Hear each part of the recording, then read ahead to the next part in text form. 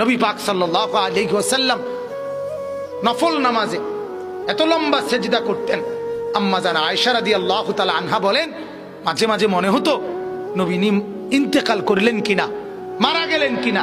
এজন্য আমি নবীর পায়ের পিছনে তালুর মধ্যে এভাবে আঙ্গুল দিয়ে চাইতাম, মানে রেক দিয়ে বসাইতাম আর কি, যে জীবিত কিনা। এত লম্বা সেজদা দিতেন।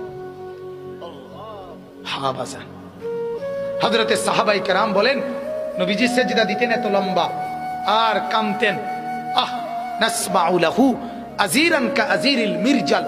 সাহাবীরা বলেন চুলার মধ্যে, ডেকচির মধ্যে পানি বসাইলে পানি যখন উতরাইয়া ডকডক করে, গরম পানি ডকডক করে না, এরকম ডকবগে আওয়াজ যেভাবে করে, আল্লাহর নবীর কলিজার কলবের ভিতর থেকে আমরা কান্নার এরকম ডকডগে আওয়াজ শুনতাম। সেজদার কান্না। আল্লাহর নবী এভাবে কাঁদতেন, নবী এভাবে কাঁদতেন। আম্মা জান আয়েশা বলেন একদিন রাত্রিবেলা নামাজে দাঁড়াইছে, তাহাজ্জুদে এক রাকাতে মাত্র দাঁড়াইছে নবীজি। আয়েশা রাদিয়াল্লাহু তাআলা আনহা বলেন আর সেজদাও করে নাই, আর রুকুও দেয় নাই।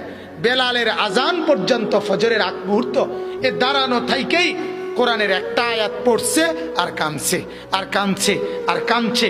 কাঁদতে কাঁদতে চোখ ফুলাইয়া ফেলছে, দাড়ি ভিজে গেছে, বুকের পশম ভিজে গেছে। আম্মা জান আয়েশা বলে তাওয়াররামাত কাদামাহু, দুইটা পাও ফুলে ফুলে গেছে। এরপরে আরো আশ্চর্য কথা শুনেন। আম্মা জান আয়েশা বলে উম্মত শুনবা, সেদিন ওই রাতে সারা রাত কেঁদে কেঁদে বুক ভাসাইয়া নবী একটা কথা বলছে আল্লাহর কাছে। সেটা কি? তো আয়েশা রাদিয়াল্লাহু তাআলা আনহা বলেন সেটা শুধুই কেবল এই উম্মতের জন্য নবী কাঁদছে। ইন তুআযিবহুম ফাইন্নাহুম ইবাদুক ওয়া ইন তাগফির লাহুম ফাইন্নাকা আনতাল আজিজুল হাকীম। এটা কোরআনের আয়াত। আল্লাহর নবী কদ্দুর সারা রাত পড়ছে, আল্লাহরে বলছে মাওলা আমার উম্মত আপনি যদি গুনার কারণে আযাব দেন আপনি দিতে পারবেন, আপনার আমি বলার কিছু নাই, আপনার বান্দা, আপনি চাইলে যা ইচ্ছা তাই করতে পারেন, আযাব তো দিতে পারেন মাওলা। ওয়া ইন তাগফির লাহুম, আহা নবী বলে আল্লাহ যদি এই বন্ধুর দিকে তাকাইয়া যদি আমার গুনাহগার উম্মতকে মাফ করে দেন, ফাইন্নাকা আনতাল আজিজ, তাইলে তো আপনি এই ক্ষমতাও রাখেন, আপনাকে তো বলার কেউ নেই।